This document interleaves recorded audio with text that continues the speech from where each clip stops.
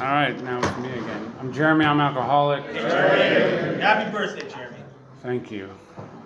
I want to tell the new guys, welcome, and tell you that you don't have to drink again even if you want to. And that's what was told to me when I came into the rooms, because I know I wanted to drink, but I also didn't want what I had going for me, which wasn't shit. It was nothing. I was broken, spiritually, physically, emotionally, everything. And I was a broken, sad kid, and it's so good to be in this room. And I know I say it every time I come back to this room, and because there was a time in my sobriety where I went to this meeting pretty regularly, and it was a time in my sobriety where it was a fucking tough time. And Addison, happy birthday, man, and Matt, congratulations, and it's good to walk into these rooms years later, whenever the last time I was here, and see some faces still here, still sober, taking cakes, and that's what it's all about. And I think the last time I was here is they were building that big fucking church out front, and it wasn't that long ago, but maybe, it was right around my 10 years, I was going through some stuff, and I was blowing up relationships, stone cold sober. Because I don't need to put drugs or alcohol in my body to mess up anything. I'm perfectly capable of doing it stone cold sober. And I've proven that to myself time and time again over the past 18 years. The only thing that I've done perfectly is I haven't picked up having used. And I have a good sponsor in my life that, when times like that come up and I have men around me, I get that pen to paper and I start finding out those hard facts about myself one more time. Those facts that I hate knowing, that I hate identifying, but I end up growing from them, if I choose to. So it's just good to be here, and I want to thank Patch for asking me to come out. He asked me, I feel like it was a couple months ago, and it was like, I would be lying if I didn't, think, I could maybe try to wiggle out of it, but I really didn't have any real reason. I'm okay going to meetings right now. My only big concern is, I'm taking off for the next 4 days tomorrow to go do some camping with some buddies. I'm like, I could try to say that I need to pack a bag and not be of service, and, but that's that alcoholism in my mind. I just be sitting at home watching some bullshit on TV or trying to chase my wife around, one of those things. And I like the latter. So there's some people that don't know what it was like. Is I was born in an alcoholic, drug addict family. I grew up seeing my father abuse my mother daily, physically, emotionally, verbally. Nothing that kids should see. There was 4 of us. We moved around a lot.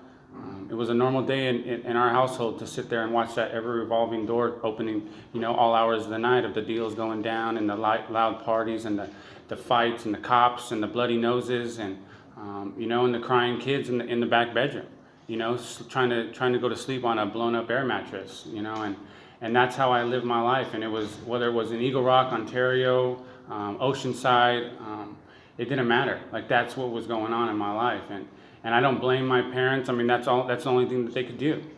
That's all they knew. They had kids at a young age, and they had, they were addicts and alcoholics. And us kids just got dragged around through all of it. And, it made me the person I am today.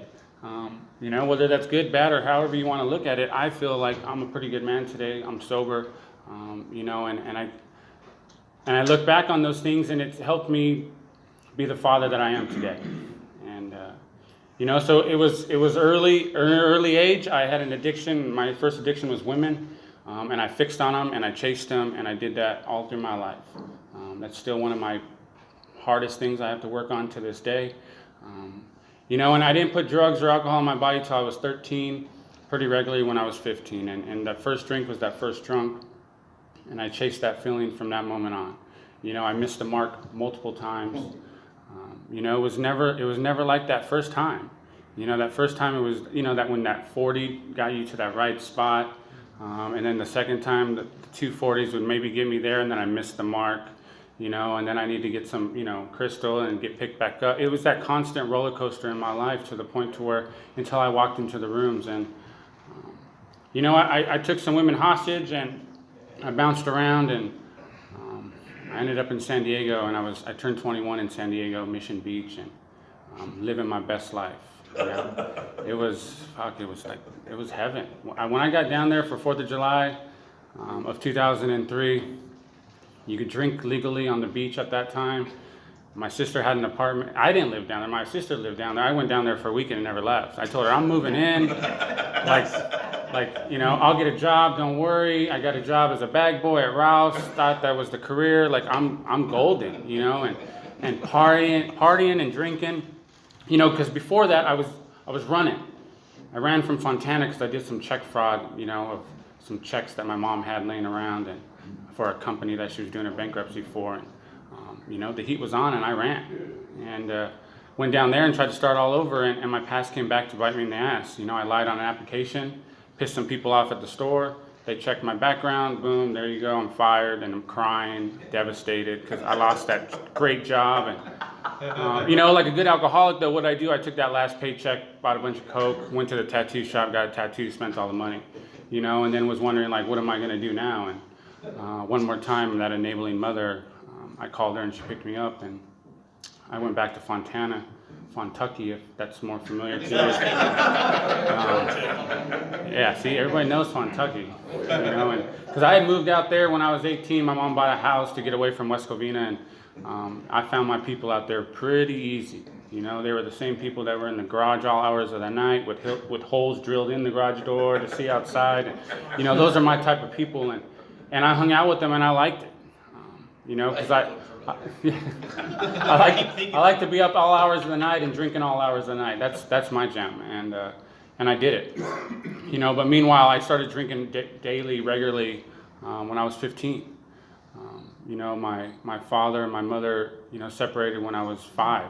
I was taken away from them by the courts, and forced to live with my grandparents. And my mom came there after, but my dad was that holiday father. Saw him on my birthday, saw him on Christmas, and that was it. But when I started drinking regularly, he got sober. He got sober when I was 15.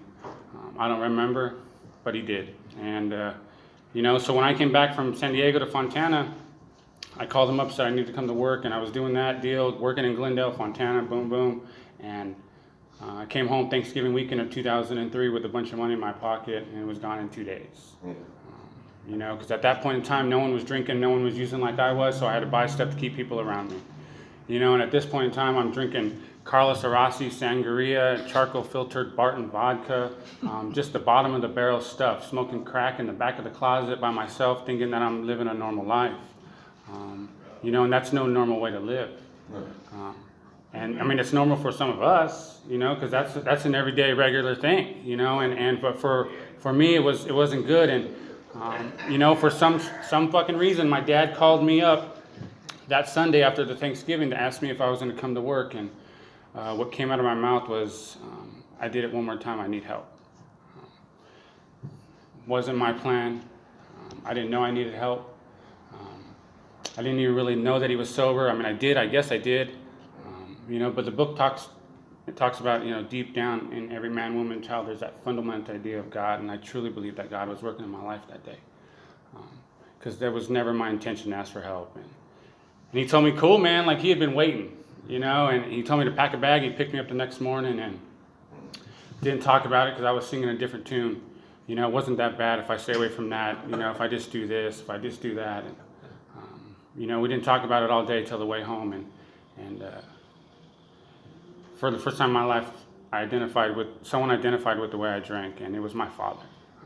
The man that I didn't have in my life for 21 years.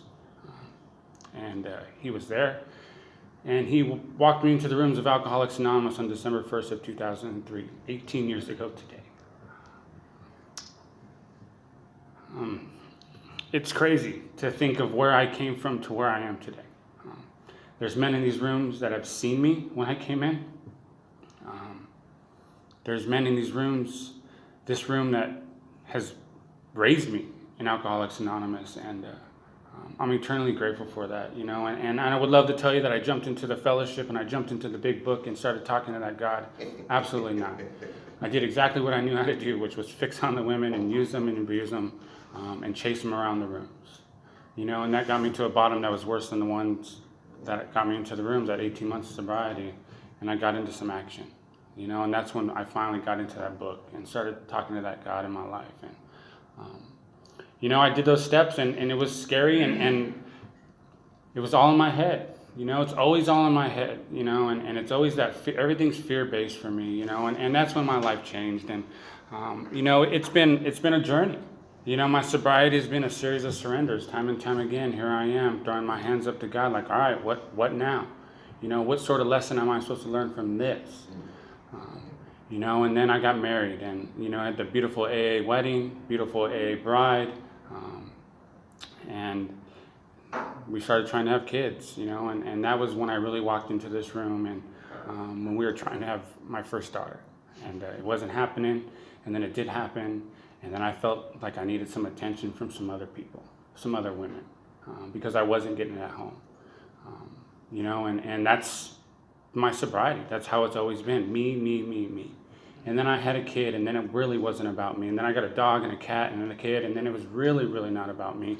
And I kept falling down that totem pole, and I just kept wanting to act out. And I finally got into that work, and my sponsor just says, it just sounds like you just don't want to grow up. You just don't want to be a man. Something so simple rang so deep with me, and that was the game-changing, experience. I just didn't want to be a man. And, and we have two beautiful girls. I've been married 13 years. My wife's been sober 19 years. I have a 10-year-old girl, Zoe. She's special, man. I don't know. They're all special, but there's some sort of connection that I have with my oldest that's beyond. I feel like shit when I say that, but there is. And I have a 7-year-old that's going to be an 8-year-old, Sadie. 2 girls. I didn't want boys. And now I'm rethinking that idea. I really am.